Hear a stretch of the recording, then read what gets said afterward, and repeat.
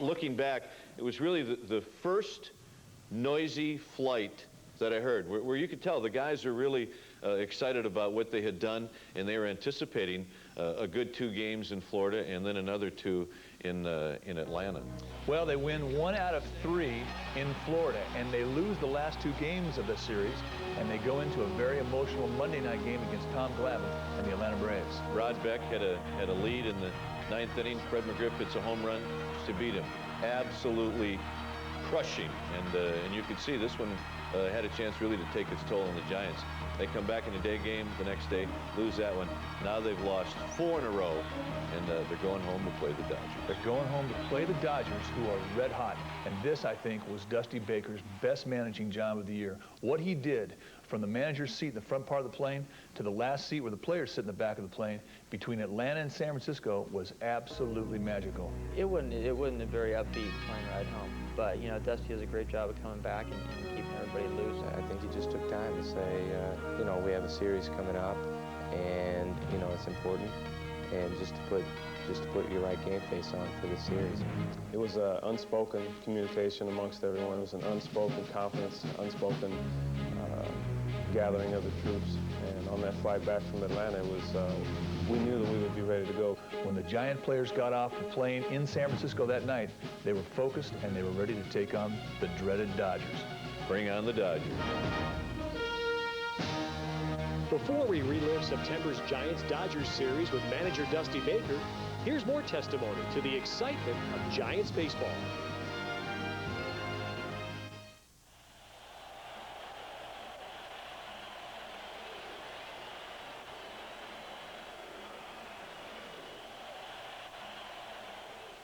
My favorite games are the Friday night games. It's just the perfect way to finish out the week. You come out here, put on the radio, get that first beer, watch the first pitch. We always make a point of having peanuts. My favorite player is Jeff Kent. So even if we've eaten before, we always make a point of having peanuts. He's cute. Because it just seems as part of the game. You're watching a game and you're just having your peanuts. He's a heck of a second baseman. It's nothing like being in person in any kind of a sporting event because you're a part of the crowd and a part of the action and seeing it live. And this place has erupted. Well, of course, the Dodgers are certainly dreaded and unwelcome guests.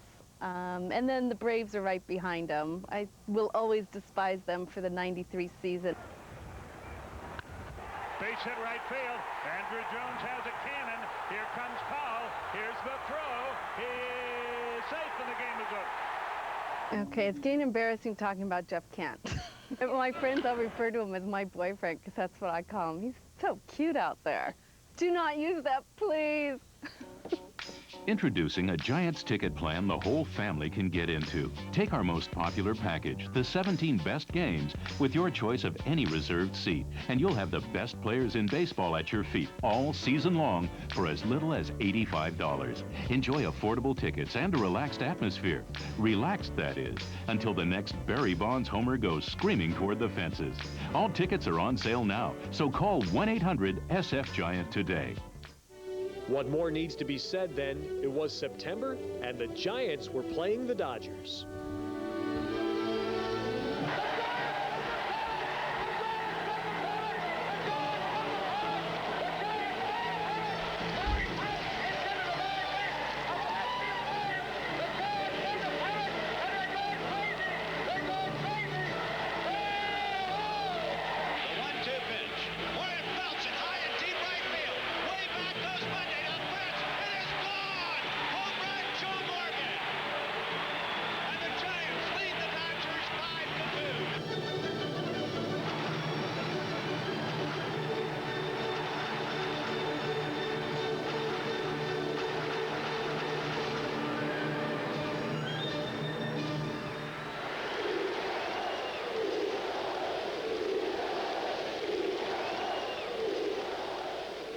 Dusty, have you ever been involved with anything like those 2 games of the Dodgers? Well, not in a long, long time. I tell you, since '82 when Joe Morgan beat the Dodgers, when I was on the Dodgers here with the home run, and then '80, we were down 3 games with 3 to go in Dodger Stadium, and we beat the Astros 3 in a row to tie it up. But that was as exciting 2 days I think I've ever spent. I mean, people all around town, everywhere I'd go, they were You know, people have told me about those 2 games, the best 2 games I've ever seen. I mean, here guys 75, 80 years old telling me that, and I'm like, man, that's pretty awesome. And I remember coming back in the airport from Atlanta, long trip coming back, and the fans were there to meet us at the airport, which was great. And that used to happen to us all the time on the championship teams, but first time I've seen it here in San Francisco in a while, and it made me feel great. And I was tired, and then there were 2 Hispanic guys at the end of the line. I'm walking down, and they're like, hey, Dusty, we ain't scared of no stinking Dodgers. And I thought it was out of a movie, and I was like, yeah, dude, we ain't scared of no stinking Dodgers. That's right. So, and I was laughing all the way home, and thought about that the next 2 days. So if these guys are watching this, they don't know what the impact and what psychological energy they gave me that night at the airport. And to go out on the field the first night, the Wednesday night, and to see this place full, and to hear that response from Giants fans who had been waiting for this, what did it mean for you, for the ball club? Well, it meant a lot to us, because this is what we've been sort of waiting on all year long. I think it was big. I tell you, because that whole day, coming to the park, people here early, and usually when we get here, there's nobody here except the cleanup crews and a few people hanging around, but I mean, that was like playoff atmosphere, you know, those 2 games against the Dodgers. Wednesday night game against the Dodgers, bottom of the first inning, and Barry Bonds goes deep off Chan Ho Park. I imagine that is exactly what this ball club needed, that first major statement from Barry Bonds. Right. I mean, to let them know that, hey, you know, we come to fight, boys. You guys might beat us, but, I mean, we're going to jump you first, and we're going to jump you with our star. And, you know, Barry was psyched. I could see him look in his face. I could, you know, he was, like, focused. And, you know, when Barry's focused, you know, there's no better player in the world than Barry Bonds. And you can just see it, and you can feel it. You know, you see that nervous energy, but you couldn't see any fear in anybody. And that's something that they recognize, something that a manager recognizes, and something that we recognize in ourselves, that we knew that we were in for a battle, and we had every hopes in coming out the victor. That first night against the Dodgers also seemed to be the real period of growing up for Kirk Reeder, because this was probably the first real big ball game he'd ever pitched in, and he came through for it. Got him. He struck him out to end the inning. Oh, he came too big. I mean, he came too big, and after that, every big game that he pitched after that. And sometimes it takes a game like this. You know, you don't know who's going to come too big sometimes. You don't know, you know, who's going to step up. One thing, you know, Kurt appeared to be himself the same as he was every other day. And this is when you recognize a guy's turned into a big game pitcher. You know, when he pitches the same in a game that seemingly doesn't matter, and seeing it the game of the world, because that was really the game of the world, I think, at that point in time. On the ground, Vizcaino has it, and this one is over! And game 1 belongs to the Giants, and they are 1 back in the National League West. What a performance by Kirk Reeder, Roberto Hernandez, and Barry Bonds.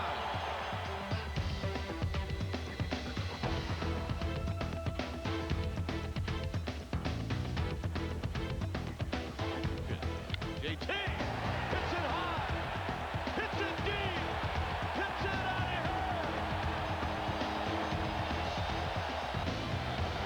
And he hits one high to right. Mondesi goes back, and it's out of here. Oh, man.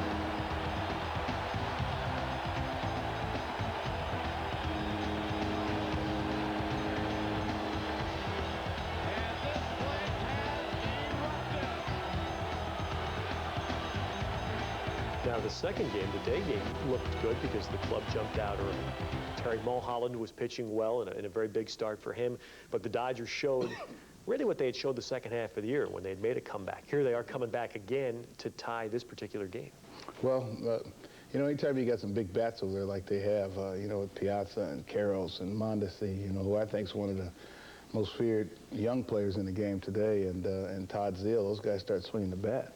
And you know, sooner or later that they were going to hit, you know, because, you know, you can't stop them from hitting forever, but it was just a matter of us stopping that flow and holding on until we can regroup, and then all of a sudden we can regroup and come on back and win the game, and that's exactly what we did. I don't know that I've ever seen a greater reversal of fortunes and emotions in the space of about 2 minutes than the 10th inning of this game. Oh. Bases loaded for the Dodgers with nobody out. They've got some pretty good hitters coming up. Beck is out there, and he gets out of it. At the time, I think Roberto had been there earlier, I think. And, you know, Rod was the best that I had left. And I just said a prayer, and I went to the mound. I said, come on, shooter, because, see, they weren't exactly just hitting him. As I recall, they flared one to right, then they jam shot one to left, and they bounced one up the middle, and I was like, man.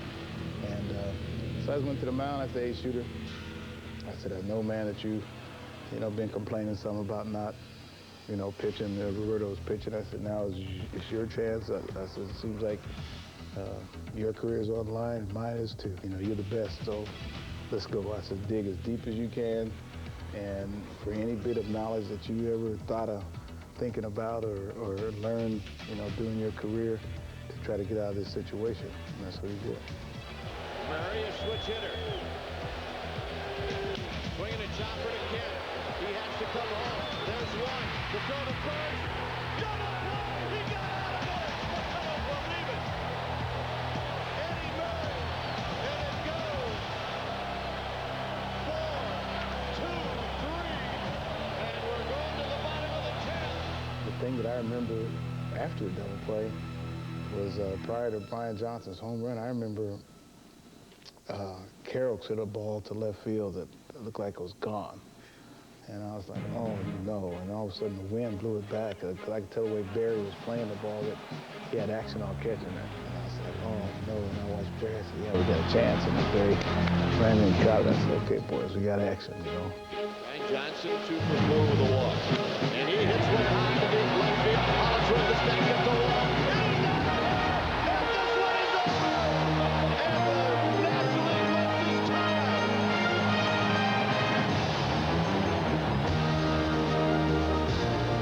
all over town. I mean, they were partying. People were jumping up and down, and we were jumping up and down, but we knew that we would only come part of the way where we wanted to go. We had forced it back to a tie. Now let's go back to work and see who wants it the most and see who's going to play the hardest for it.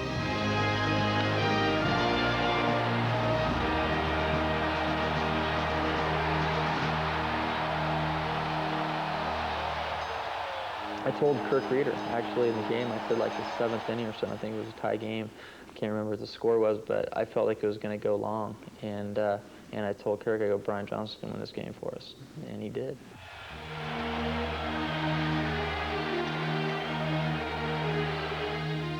Coming up, the celebration. But right now, more from the fans who were there.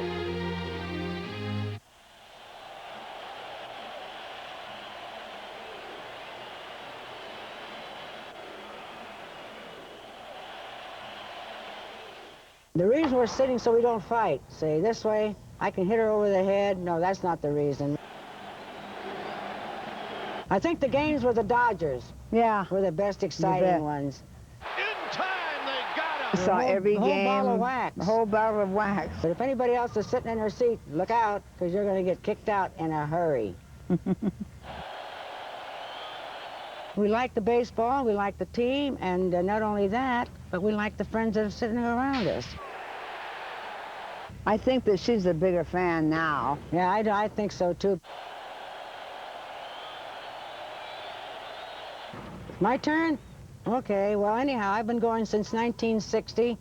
Not season tickets, but partial tickets, and then when I retired, I got the whole shebang. This year was a terrific year. It went by too fast. Hits it deep. Hits it out of here. Here's one from the Giants with a little something extra on it. Pay for 12 tickets and get the 13th free. Your Baker's Dozen coupon book can be redeemed for one game or several. And with the Marlins, the Dodgers, the Braves, the new Arizona Diamondbacks, and interleague play from Ken Griffey Jr. to Will Clark, the tough part will be deciding how to use your lineup of tickets. All tickets are on sale now, so call 1-800-SF-GIANT today.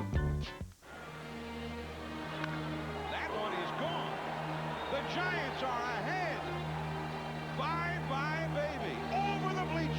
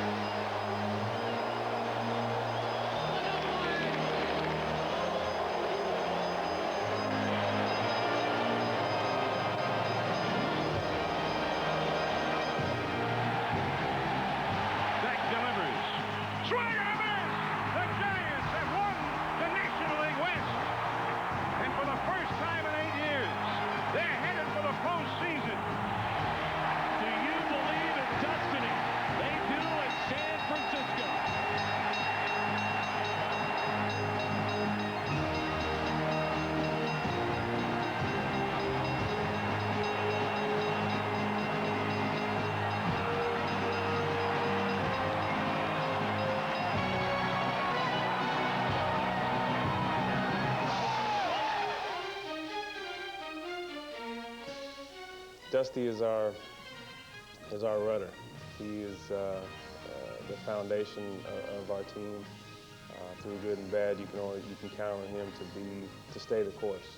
Oh, Dusty's a great communicator and a motivator, and right off the bat, you have the utmost respect for that man, and to be able to be around him and listen to him and have him come up to you and help you with your hitting or your fielding or anything, just how to act off the field is special because he's been there and done it, and he's done it well. Dusty's one of the players. I mean, he's enthusiastic, he's jumping up and down, pumping his fist, he's congratulating the players. He lets his emotions show, and I think sometimes that helps the ball club. He's a great leader, and he treats everybody with respect. He treats everybody individually, and he gets the most out of his players. And he's dedicated to winning, and I think that we show that on the field. And all he wants is a guy that goes out there and hustles, and that's how he played, and that's what he expects out of his players. And I think that everybody feeds off of that. Thanks to all the players and all the fans who made 1997 memorable. And thanks for joining us for this special tribute to a fantastic year. And if we haven't gotten you excited about 1998 yet, stick around for this final word.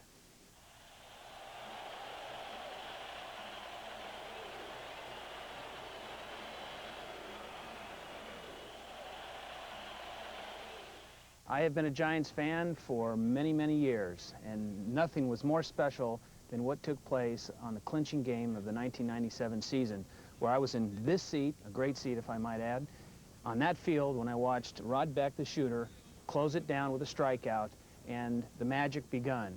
To back up a little bit, when the inning started, the top of the ninth against the Padres, 60,000 fans as one stood up and began to cheer wildly for what they were anticipating. When the last strike by Rod Beck went down and they did in fact clinch, all mayhem took over, and it was one of the most magical moments that I have ever been a part of. Then, to top it off, Barry Bonds, in an incredibly spontaneous move, jumped up onto the dugout to all of our surprise and began hugging, high-fiving the loyal fans that had been cheering that team on the entire year, worked his way down, and I was able to do a big old bear hug on Barry, and he gave me a big old bear hug back, and it is something simply I will remember and reflect on as far as how magical it was for the rest of my life. Imagine your own lower box MVP seat within the bases for only a 20-game ticket plan. The most exclusive seating this side of Willie Mays' living room, where you keep any ball, bat, or player who lands in the seats. When it comes to tickets to see your returning Western Division champion San Francisco Giants, anything can happen. For complete options, call 1-800-SF-GIANTS. Visit our website at www.sfgiants.com or your